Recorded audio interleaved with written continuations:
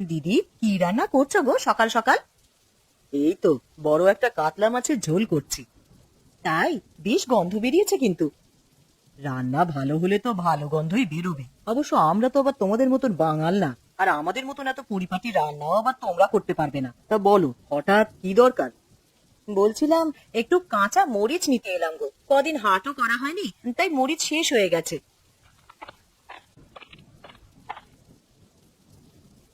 তোমাদের বাঙালদের এই এক স্বভাব, বাড়িতে নুন থাকে তো পান্তা থাকে না। কেন বাপু, যে জিনিসের প্রয়োজন তা আগে থেকে নিয়ে রাখলেই তো হয় নাকি?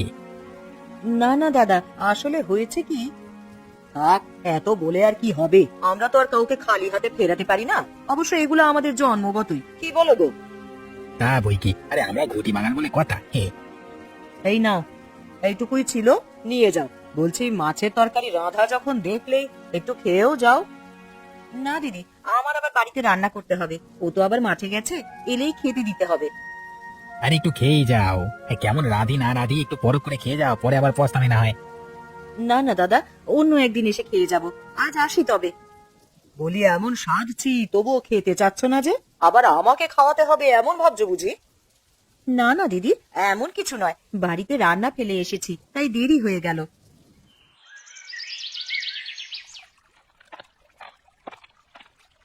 থেকে ফিরছো বাবা গোপাল? খেতে গিয়েছিলাম গো কাকা, যে খরা চলছে এবার যে ফসলের কি হবে। তো এতক্ষণ মাটি ছিলে বুঝি? হ্যাঁ, পাশে ডোবা থেকে একটু জল তুলবার চেষ্টা করছিলাম, তাই বড্ড দেরি হলো। রোদে শরীরটা হাঁপিয়ে ওঠে গো। তো তোমার শরীর কেমন আছে? বুড়ো বয়সে আমার শরীর কেমন থাকে বলো? আর যাচ্ছে কোনো রকমে। তোমার সাথে অনেক দিন পর দেখা হলো। সংসার আর ক্ষেতের কাজে ব্যস্ত থাকি তো, তাই দেখা হয় না। আর মনে রেখো, তোমার বাবা আর আমি সেই দেশ ভাগে এসেছি, তাই বাঙাল হিসেবে আমাদের একটা হৃদয়ের টান আছে। তা তো ছোটবেলা থেকে শুনি এসেছি, তাই তো এখনো তোমাদের খোঁজ রাখি গো কাকা। তাহলে আজকাল ক্ষেত খামারের কাজ করে উন্নতি বুঝি একটু হয়েছে তোমার? খেতে চাষবাস আর বাড়িতে দুটো গরু পুষে একরকম চলে যাচ্ছে। আর যাই বলো, পরিশ্রম করা বাঙালের রক্তে আছে। তোমাদের মতো বয়সে অবশ্য আমরাও এমন করেছি। এখন বয়স হয়েছে, আর তো তেমন পারি না। গায়ে ঘুরে একটু সবার সঙ্গে দেখা সাক্ষাৎ করে কোনো রকম সময়টা চলে যাচ্ছে। আমাদের গরিবের বাড়িতে এসো মাঝে মাঝে, বড় খুশি হব। আজকালকার তো আর সম্পর্ক না, সেই ছোটকাল থেকে তোমাকে বাবার সঙ্গে চলাচল করতে দেখেছি। যা গরম পড়েছে বাবা, আজকে তবে বাড়ি যাও, অন্য কোনোদিন দেখা হবে। হ্যাঁ, অবশ্য আমাকেও যেতে হবে। ভালো থেকো কাকা। বুড়িমা, তুমি কত সুন্দর পিঠে বানাও গো। তোমার হাতে পিঠার যা স্বাদ। আমি ছাড়া তোকে আর কে বানিয়ে খাওয়াবে রে মুকুড়ি? ছোট থেকে তোকে কত পিঠাই তো করে খাওয়াই। এই জন্যই তো তুমি আমার ভালো বুড়িমা। খালি যে বানিয়ে দি আর তুই খেয়েই যাস, একটু তো শিখতেও পারিস। তুমি তো আছোই, আমার তোমার হাতের পিঠাই ভালো লাগে গো। বলি, আমি যখন থাকবো না, তখন তোকে কে বানিয়ে দেবে রে? এমন কথা আর বলবে না তো বুড়িমা। তুমি আমায় ছেড়ে কোথায় যাবে গো? আমি আর তুমি অনেক সুখী গো বুড়িমা। পাগলি একটা, তোর বিয়ে হলে তখন তো নিজেকেই রাঁধতে হবে। আচ্ছা বুড়িমা, তুমি এত সব রান্না কোথায় শিখেছো গো? কোথায় আর শিখবো, ছোটবেলায় শীতকালে মায়ের সঙ্গে চুলোর ধারে বসে কত পিঠা ভাজা দেখেছি, কত রান্না করতে দেখেছি। তাহলে আমিও এখন থেকে চেয়ে চেয়ে দেখবো আর শিখেও যাব। দূর রে মুখ পুরি, আমি কি শুধু দেখেই শিখেছি নাকি? মা কখনো না পারলে আমি রান্না করতাম, এইভাবেই শিখেছি, বুঝলি? তাহলে তুমি ছোট থেকেই কাজ করতে বুঝি? আহা, তোমার কি কষ্ট গো। ছোট থেকে কাজ করতাম বলেই তো এত শিখেছি। কাজের কথা শুনলেই তোদের কষ্ট লাগে বুঝি? কাজ করা তো কষ্টই। এই তোরা আজকালকার মেয়েরা কেমন কুঁড়ে হয়ে যাচ্ছিস। আমরা তখন নিজের ইচ্ছায় বাবা মার সঙ্গে কত কাজ করতাম, তাতে একটা আনন্দ ছিল। কাজের মধ্যে আবার আনন্দ? তুমিও যে কি বলো না বুড়িমা, কাজের কথা শুনলে তো আমার গায়ে জ্বর আসে। সারাদিন খাওয়া আর হইচই করে ঘুরতে ঠিকই পারবি রে মুখ পুরি। কি গো হরিপদ কাকা, কেমন আছো? ভালো আছো একরকম। তোমার শরীরটা দেখছি বেশ ভেঙে গেছে, বলি ভালো মন্দ কিছু খাওয়াটাও নাকি? বয়স তো আর কম হলো না, শরীর কি আমার সব সময় এক থাকে? থাকে থাকে বাপু, একটু ভালো মন্দ খেতে পেতে হবে তো। এত কঞ্জুসগিরি করলে কি আর হয়? শোন বাবা খগেন, আমরা গরিব কিন্তু কৃপণ না, বুঝলে? আরে তোমরা বাঙালিরা মুখের জোরে চলো, তাই না? দইওয়ালা কি বলবে আমাদের টক দই, তাই না? তুমি হঠাৎ বাঙাল টানছো যে, এটা কেমন গালি হয়ে যাচ্ছে না?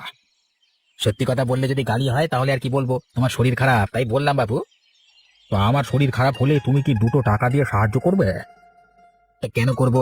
তোমার বাঙাল আত্মীয়ই তো আছে, গোপাল টোপাল সব। আমি কি তোমার বয়সে ছোট নাকি? হঠাৎ আমার সঙ্গে এসে তুমি এমন ভাবে কথা শুরু করলে। গরিব বলে কি আমরা পচে গেছি? এই তোমাদের এক সমস্যা, কথায় না পারলে লেজটা টেনে নাও আরেক দিকে। এই দেখো, এক গরম চা বানাবে তো, এটা তোর পড়া সময় নষ্ট। এত অহংকার দেখিও না খগেন, বড়দের একটু সম্মান করো।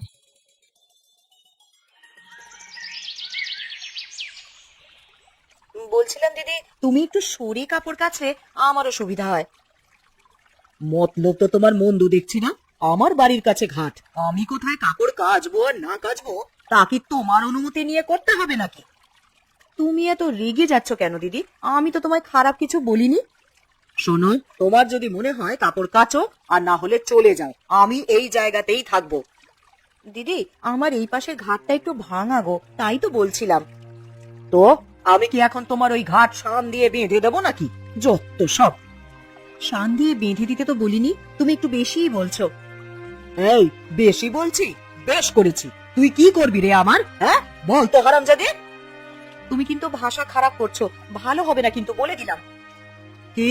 তুই আমাকে হুমকি দিস? পুচকে এক বাঙাল হয়ে তুই আমায় গরম দেখাস? তোর চোখ এক খাবলায় তুলে আনবো। আয় দেখি তোর কেমন সাহস। অনেকক্ষণ সহ্য করলাম, ভালো কথা শুনবার মানুষ তুই না। আমাদের নরম পেয়ে মুখে যা আসে তাই বলিস না। ও মা গো, এর সাহস কি গো? আমায় মারতে চায়? মরে যায়, মরে যায়। আমি তো আর আগে শুরু করিনি, নিজের কথা কি কানে যায় না? আজ বাড়ি যাই, তারপর তোর কত সাহস হয়েছে তা না দেখে ছাড়বো না। আমার নামও নীলিমা, আমিও ঘটি বাঙাল মেয়ে। হ্যাঁ গো, পুঁটি মাছ কত করে কিলো গো? নিন নিন, 5 টাকা কালো দিচ্ছি, একেবারে নদীর টাটকা পুঁটি গো বুড়িমা। তা দাও তো দেখি আধা কিলো। এই নাও, বাড়িতে খেয়ে নাম করবে। কি গো বৌমা, বাজার করতে এসেছো বুঝে? তো কি মনে হচ্ছে, নাচতে এসছি নাকি? না না, তা তো বলিনি বৌমা।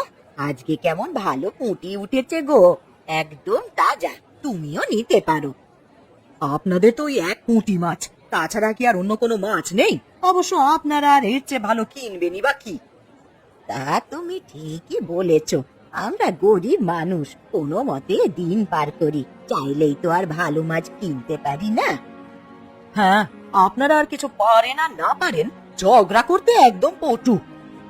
আমি আবার ঝগড়া কোথায় করলাম? তুমি বললে তাই উত্তর করলাম। কথায় কথায় মুখ উল্টানো আপনাদের কেমন স্বভাব বাবু। আর শুনুন, আমরা এই সমস্ত পুঁটি টুটি খাই না, বাঙালদের মতন কৃপণ নই আমরা, বুঝলেন? বৌমা শোনো, বাঙালরা গরিব হতে পারে কিন্তু মনের দিক থেকে বড়। আপনাদের যে কেমন মন বড় তা জানা আছে, আর তা বলতে আসবেন না। তুমি এমন বাঁকা বাঁকা কথা বলছো কেন গো? ও মা, আমি সত্য কথা বললেই বুঝি কথা বাঁকা হয়? তো আমায় বুদ্ধি দিতে কে বলেছে শুনি? পুঁটি না ঘুঁটি কি কিনছেন তা নিয়ে সোজা চলে গেলেই তো পারেন।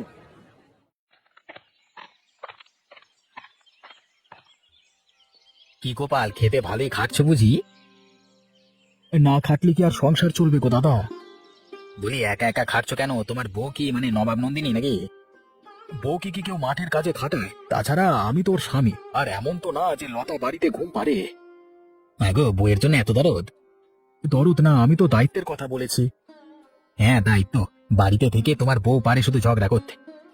আরে লতা অমন মেয়ে নয়, আমি ওকে ভালো করে চিনি। আর হঠাৎ আমার বউকে নিয়ে টানছো যে? আরে যা ঝগড়ুটে বউ তোমার, তা টানবো না তো কি পুজো করবো নাকি? পুজো করতে বলিনি, কিন্তু এভাবে আমার বউকে টানলে ভালো হবে না বলে দিচ্ছি। তোমাদের দেখছি জানি খুব তেজ, তোমরা কি সরা জ্ঞান করছো নাকি? হ্যাঁ, কিছুই মনে করিনি, কিন্তু তুমি উল্টোপাল্টা কথা বলছো। এই উল্টোপাল্টা মানে কি আমি মাতাল নাকি রে? তোর মুখ তো বেশ বেড়েছে। কথা একটু নিচু গলায় বলো খগেনদা। তবে রে, উঁচু গলায় বললে কি করবি? এই তো কাজকে তোকে এত সম্মান করতাম আর তুই আমাকে মারলি, হ্যাঁ? এই গ্যাজেল বাজা, এই গোপাল আমাকে মেরে শেষ করে দিল। তুমি নিজে আমাকে মারলে তখন কিছু হলো না, আর আমি মারলে দোষ? তোকে আর তোর বউকে কি করি আজকে দেখি, আবার শরীরে হাত দেওয়া, হ্যাঁ? আমিও বলতে পারি, তুমি কেন আমার বউকে গাল দেবে?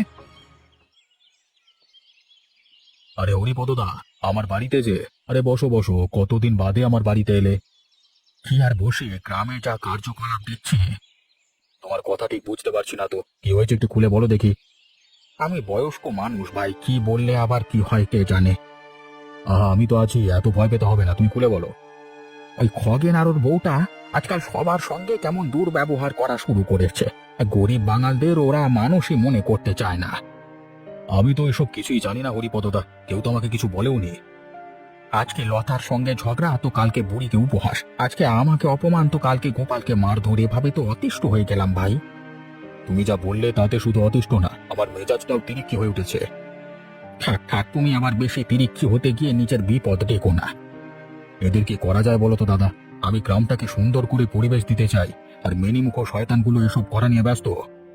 তুমি বরং খগেন আর নীলিমাকে ডেকে পাঠাও, সঙ্গে গোপালের বউ গোপালকেও ডাকো, তবেই আসল সত্য বের হবে। হ্যাঁ, আমিও এমনই ভাবছি। তুমি ওদের একবার জানানোর ব্যবস্থা করো, আর বলবে দুপক্ষই যেন আগামী সোমবার উপস্থিত থাকে। আচ্ছা, আমি সেই ব্যবস্থা করছি।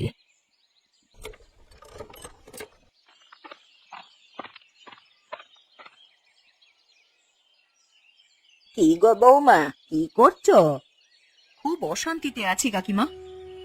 এর মধ্যে আবার অশান্তি কি বাঁধলো গো? আমরা গরিব মানুষ বলে কি আমাদের কোনো দাম নেই?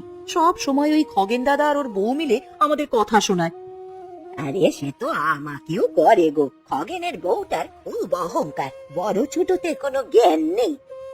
কাল আবার মারামারিও করেছে। আমরা সহজ সরল বাঙাল বলে ওরা যা ইচ্ছে তাই করে। ওদের অত্যাচারে কি এবার গ্রামটাই ছাড়তে হবে নাকি? ওরা দুজনে মিলে তো ভারী অশান্তি বাঁধাচ্ছে। গ্রাম কেন ছাড়বো কাকিমা? আমরা কি অন্যায় করি নাকি? গ্রামের মানুষ ওদের ভালোই চেনে। তা তো চেনে, কিন্তু দিন দিন তো ওদের অত্যাচার বেড়েই চলেছে। এর সমাধান না করলে এককালে দেখছি বাঙালদের তো আর টিকতেই দেবে না। ওরা ঘটি বাঙাল বলে আমাদের যে মূল্যই দিতে চায় না, আমাদের খুব নিচু চোখে দেখে। আমার এই বিষয়টা কেমন মাথায় ঢোকে না। ওদের আর আমাদের ভাষা কি ভিন্ন? তবে এই ঘটি আর বাঙাল নিয়ে এত কেন সমস্যা? আমরা কি ওদের বাড়া ভাতে ছাই দিয়েছি নাকি? কাল নাকি অবিনাশ বাবুর বাড়িতে সবাইকে ডেকেছে, দেখি কি হয়।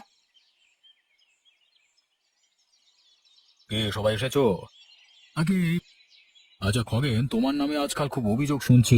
বাঙালদের দেখলেই নাকি তুচ্ছ তাচ্ছিল্য করছো, আবার শুনছি গোপালের সঙ্গেও নাকি হাতাহাতি হয়েছে। এগুলো তো ভালো শোনাচ্ছে না। আপনি সব মিথ্যে শুনেছেন, আমার সঙ্গে শত্রুতা করে এসব আপনাকে লাগিয়েছে।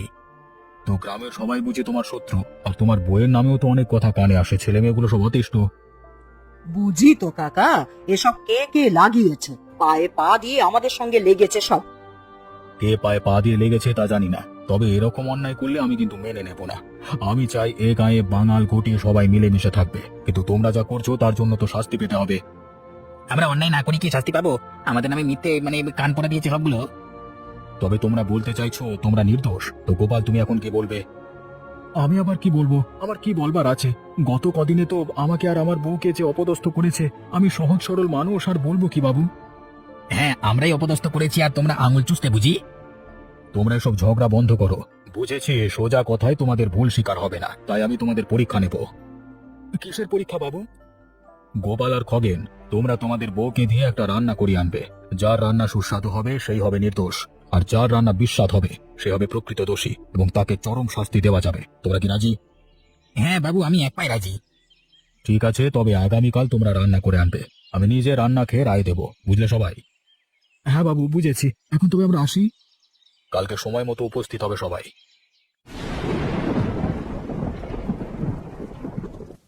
কি হলো গো? মন মরার মতন বসে চিন্তা করছো যে? ভাবছি কালকে তো রান্না করে নিয়ে যেতে হবে। ওরা সবাই কত ভালো রান্না বান্না করে, আমরা গরিব মানুষ কি রান্না করব, আর বাবুই বা কি বলবে? এত চিন্তা করে কি হবে গো? তুমি বরং তাড়াতাড়ি হাটে যাও।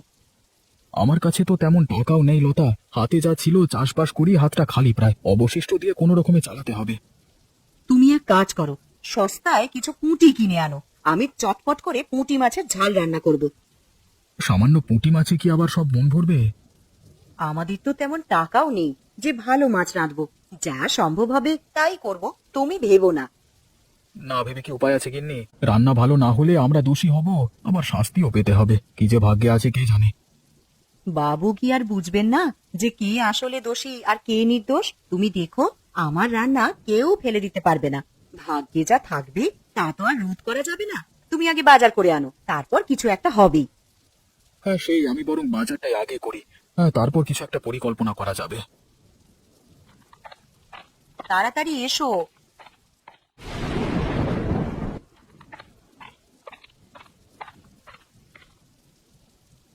এগো নীলিমা, একটু বাইরে এসো। কি গো?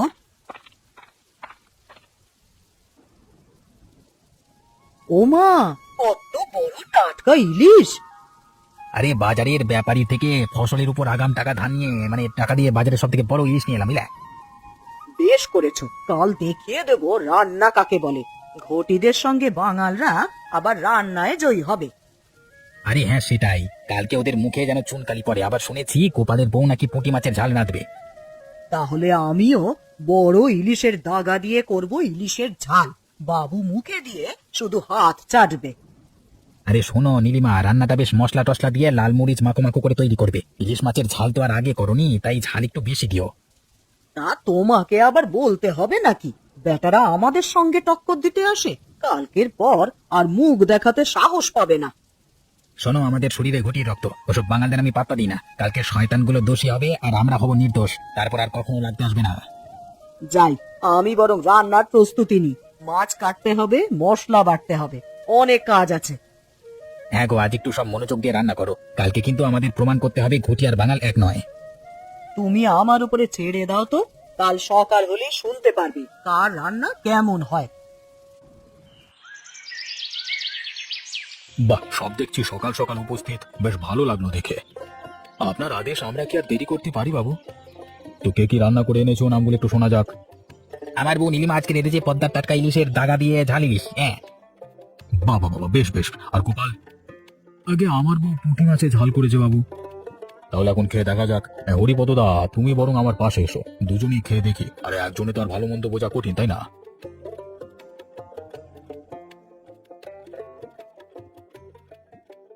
বাবা, বেশ লাগলো। অনেকদিন পর পুঁটির ঝাল। আহা, গোপাল, এমন পুঁটির ঝালটা বেশ লাগলো। কই হরিপদ দা, এবার ইলিশের ঝালটা দেখি। কি গলা জ্বালা করছে? এসব কি রয়েছে? ইয়ে মানে বাবু, মানে এবারে। চুপ চুপ শয়তান, তুমি হচ্ছে আসল পাচি। আমি আগেই জানি তুমি দোষী। আসলে আমি এতদিন হিংসা করে মানে সবাইকে নিয়ে ঠাট্টা মজা করতাম, আমি আজকে আবার ভুল বুঝতে পেরেছি। কাকা বাবু, আমাদের দয়া করে শাস্তি থেকে মুক্তি দিন। আজ থেকে আর কাউকে ছোট করব না। না, তোমরা ছাড়া পেলে আবার শয়তানি করবে। সবার সামনে কান ধরে ক্ষমা চাও। আর কালকে আমাদের সবাইকে পুঁটি মাছের ঝাল দিয়ে খাওয়াতে হবে। তবে রান্না করবে লতা। কি লতা, রান্না করবে তো?